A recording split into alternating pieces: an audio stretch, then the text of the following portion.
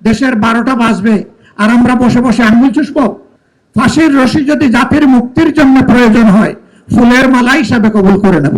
দেশের মানুষকে প্রতিদিন সুরক্ষিত রাখার প্রত্যয় নিয়ে সেফটি কেবল সহ এলো সেফ সিলিং ফ্যান। গণভোটের গণরায়ের পাহারাদারি আমরা করব ইনশাআল্লাহ, এবং এই দাবি মহান আল্লাহর সাহায্য নিয়ে বিইজনিল্লাহ আমরা আদায় করে ছাড়বো ইনশাআল্লাহ।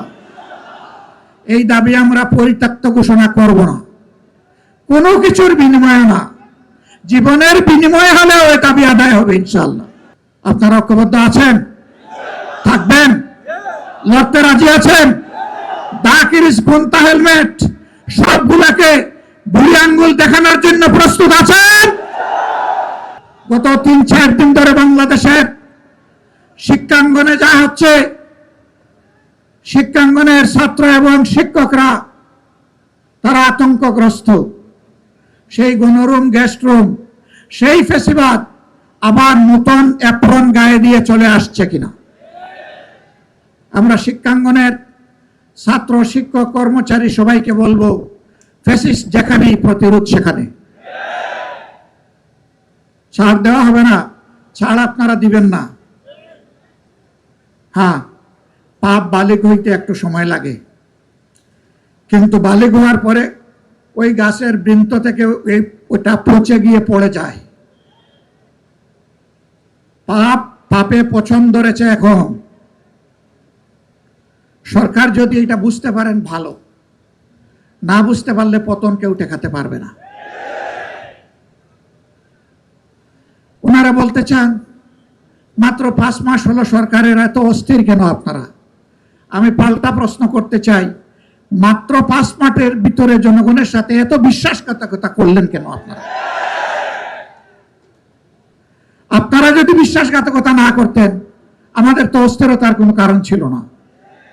দেশের 12টা বাজবে আর আমরা বসে বসে আঙ্গুল চুষবো?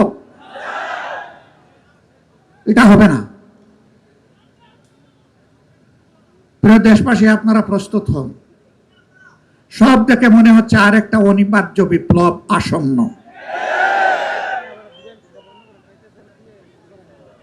এই বিপ্লবের জন্য আমি আপনাদের সবাইকে প্রস্তুতি নিতে আহ্বান জানাচ্ছি। এখানে আমরা যারা বসেছি, অনেকে বয়স্ক, অনেকে তরুণ। বিপ্লবের ক্ষেত্রে বিপ্লব কোনো বয়স মানে না। যেমন 24 জুলাই আবাল বৃদ্ধ বনিতা, 10 মাসের শিশু থেকে 90 বছরের বৃদ্ধ সবাই ছিল রাজপথে। আগামীতেও বয়স বিপ্লবকে সঙ্গ দিয়েই সামনে এগিয়ে যাবে ইনশাআল্লাহ। সেদিন সবাই হবে তরুণ, সবাই হবে যুবক, এবং ফেসিবাদের বিরুদ্ধে লড়াই হবে আপোষহীন, তীব্র, বিজয় ছিনিয়ে আনার লড়াই হবে ইনশাআল্লাহ। জেল জুলুমের ভয় দেখাবেন না। আল্লাহর মেহেরবানিতে এইগুলোকে কোনো পাত্তাই দেই না। ফাঁসির ভয় দেখাবেন না। ফাঁসির রশি যদি জাতির মুক্তির জন্য প্রয়োজন হয়, ফুলের মালা হিসাবে কবুল করে নেব।